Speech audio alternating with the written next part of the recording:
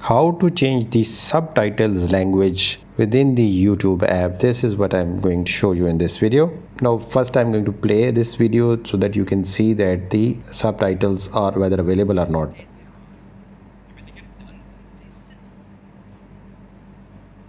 So as you can see that the subtitles are being displayed and it is in English as the video language is English. But if that video contains the subtitles in other languages also, this means that if the channel owner has uploaded the different languages subtitles on this video, then you can change the language of the subtitles. So in order to do that, you need to click these three vertical dots onto the top right hand side, and within this pop-up menu, the third option is captions. You need to click that, and in over here you would see all those languages in which this video subtitles have already been translated. So you can select the language of your own choice.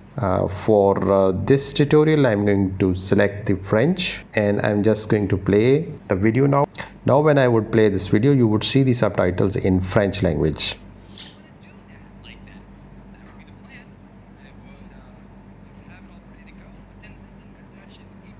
So as you can see that the subtitles language has been changed to French.